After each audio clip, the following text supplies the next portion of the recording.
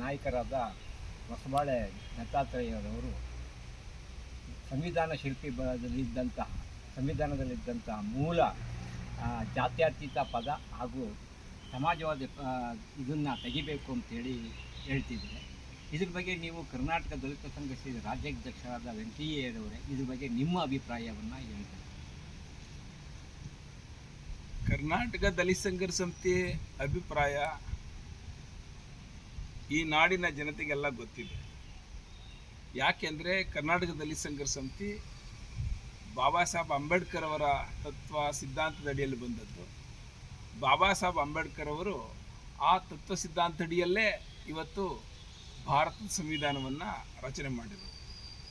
ಆ ಸಂವಿಧಾನದಲ್ಲಿ ಇರತಕ್ಕಂಥ ಜಾತ್ಯತೀತ ಪದ ಮತ್ತು ಸಮಾಜವಾದಿ ಪದಗಳೇನಿದ್ದಾವೆ, ಇದು ಅವರು ಇಂದಿರಾ ಗಾಂಧಿಯವರು ಸೇರಿಸಿದ್ರು, ಅವ್ರ ಕಾಲದಲ್ಲಿ ಸೇರಿಸಿದ್ರು ಅನ್ನೋ ಕಾರಣಕ್ಕಾಗಿ ನಮ್ಮ ರಾಷ್ಟ್ರೀಯ ಸ್ವಯಂ ಸೇವಕ ಸಂಘ RSSನವರು, ಅದರಲ್ಲೂ ವಿಶೇಷವಾಗಿ ದತ್ತಾತ್ರೇಯ ಹೊಸಬಾಳೆಯವರು ಅದನ್ನು ತೆಗಿಬೇಕು ಅಂತೇಳಿ ಒಂದು ಅಭಿಪ್ರಾಯವನ್ನು ವ್ಯಕ್ತ ಮಾಡಿದ್ದಾರೆ.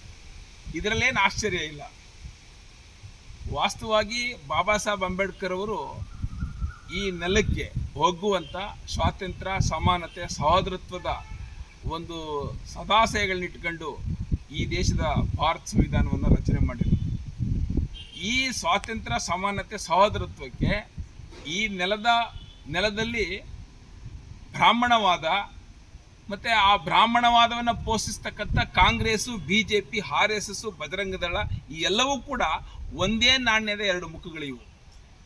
ಇವೆಲ್ಲರೂ ಕೂಡ ಬಾಬಾ ಸಾಹೇಬ್ ಅಂಬೇಡ್ಕರ್ ಅವರು ಬರೆದಂಥ ಭಾರತ ಸಂವಿಧಾನವನ್ನು ವಿರೋಧಿ ನಡೆಯನ್ನು ನಡ್ಕೊಬಂದಿರು. ಬಾಬಾ ಸಾಹೇಬ್ ಅಂಬೇಡ್ಕರ್ ಅವರು ಸಂವಿಧಾನ ರಚನೆ ಮಾಡುವಾಗಲೇ ಜನಸಂಘ ಅಥವಾ ಹಿಂದೂ ಮಹಾಸಭಾ ಅಂತಕ್ಕಂಥ ಹೆಸರಿನಲ್ಲಿ ಇದನ್ನು ವಿರೋಧ ಮಾಡಿದರು. ಕಾಂಗ್ರೆಸ್ನವರು ಈ ಸಂವಿಧಾನವನ್ನು ಒಲದ ಮನಸ್ಸಲ್ಲಿ ಒಪ್ಕೊಂಡು 60 ವರ್ಷ ದೇಶ ಆಳಿ ಈ ಸಂವಿಧಾನವನ್ನು ಜಾರಿ ಮಾಡಿದೆ. ನಿನ್ನೆ ಅಂಬೇಡ್ಕರ್ ಅವರು ಭಾಳ ಸ್ಪಷ್ಟವಾಗಿ ಹೇಳ್ತಾರೆ, ರಾಜಕೀಯ ಸಮಾನತೆಯನ್ನು ಕೊಟ್ಟಿದ್ದೀನಿ, ಮುಂದುವರೆದು ಈ ದೇಶ ಆಳುವವರು ಸಾಮಾಜಿಕ ಆರ್ಥಿಕ ಸಮಾನತೆಯನ್ನು ತಂದು ಕೊಡಬೇಕು, ಆ ನಿಟ್ಟಿನಲ್ಲಿ ಈ ಸಂವಿಧಾನವನ್ನು ಜಾರಿ ಮಾಡಬೇಕು ಅಂತ ಅಂಬೇಡ್ಕರ್ ಸಾಹೇಬರು ಹೇಳಿದರು. ಆದರೆ ಕಾಂಗ್ರೆಸ್ನವ್ರು ಮಾಡಿದ್ದೇನು? 78 ವರ್ಷ ಆಗಿದೆ, 60 ವರ್ಷ ದೇಶ ಆಳಿರ್ತಕ್ಕಂಥ ಕಾಂಗ್ರೆಸ್ ಪಾರ್ಟಿ ಈ ನೆಲದಲ್ಲಿ ಇನ್ನೂ ಕೂಡ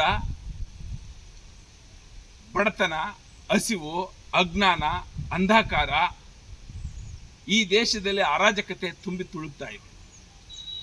ಸ್ವಾತಂತ್ರ್ಯ ಅನ್ನೋದು ಮರೀಚಿಕೆಯಾಗಿದೆ, ಸಮಾನತೆ ಅನ್ನೋದು ಮರೀಚಿಕೆಯಾಗಿದೆ, ಸಹೋದರತ್ವ ಅನ್ನೋದು ಇಲ್ಲವೇ ಇಲ್ಲ. ಕೋಮುದ್ವೇಷ, ಜಾತಿ ದ್ವೇಷ ಹತ್ತಿ ದಗ ಹುರಿತಾ ಇದೆ. ಇದಕ್ಕೆಲ್ಲ ಕಾರಣ ಆಡಳಿತ ಪಕ್ಷ, ವಿರೋಧ ಪಕ್ಷಗಳು ಎರಡೂ ಒಂದೇ ಆಗಿರೋದ್ರಿಂದ, ಸಂವಿಧಾನಕ್ಕೆ ಪರ್ಯಾಯವಾಗಿ ನಿಂತಿರ್ತಕ್ಕಂಥ ಶಕ್ತಿಗಳಾಗಿರೋದ್ರಿಂದ ಈ ದೇಶದಲ್ಲಿ 78 ವರ್ಷ ಕಳೆದರೂ ಕೂಡ ಜಾತಿ ನಾಶ ಆಗಲಿಲ್ಲ, ಸ್ವಾತಂತ್ರ್ಯ, ಆರ್ಥಿಕ ಸಮಾನತೆ ಬರಲಿಲ್ಲ, ಸಾಮಾಜಿಕ ಸಮಾನತೆ ಬರಲಿಲ್ಲ, ರಾಜಕೀಯ ಸಮಾನತೆ ಬಂದಿಲ್ಲ. ಆ ಕಾರಣಕ್ಕಾಗಿ ಇವತ್ತು ದತ್ತಾತ್ರೇಯ ಏನು ಹೇಳ್ತಾ ಇದ್ದಾರೆ, ಈ ಸಂವಿಧಾನದಲ್ಲಿರ್ತಕ್ಕಂಥ ಜಾತ್ಯತೀತ ಪದ, ಸಮಾಜವಾದ ಪದ ತೆಗೆದು ಬಿಡೋದಲ್ಲ, ನಿಜವಾಗ್ಲೂ ಭಾರತದ ಸಂವಿಧಾನದ ಆಶಯ ಇಟ್ಕೊಂಡು ಈ ನೆಲದಲ್ಲಿ ಜಾತ್ಯತೀತ ಮತ್ತು ಸಮಾಜವಾದಿ ಮತ್ತು ಭ್ರಾತೃತ್ವದ ಭಾವನೆಯನ್ನು ಬಿತ್ತಕ್ಕಂಥ ಒಂದು ಆಡಳಿತವನ್ನು ನಡೆಸಲಿಕ್ಕಾಗದೇ ಇರತಕ್ಕಂಥ ಮನುವಾದಿ ಕಾಂಗ್ರೆಸ್, BJP, JDS ಪಕ್ಷಗಳನ್ನು ಈ ದೇಶದ ಜನ ಯಾವತ್ತು ತಿರಸ್ಕಾರ ಮಾಡ್ತಾರೋ ಅವತ್ತು ಮಾತ್ರ ಈ ದೇಶಕ್ಕೆ ಸ್ವಾತಂತ್ರ್ಯ, ಸಮಾನತೆ, ಸಹೋದರತ್ವ, ಸಾಮಾಜಿಕ ಪ್ರಜಾಪ್ರಭುತ್ವ, ಆರ್ಥಿಕ ಪ್ರಜಾಪ್ರಭುತ್ವ ಮತ್ತು ರಾಜಕೀಯ ಪ್ರಜಾಪ್ರಭುತ್ವ ದಕ್ಕೋದು.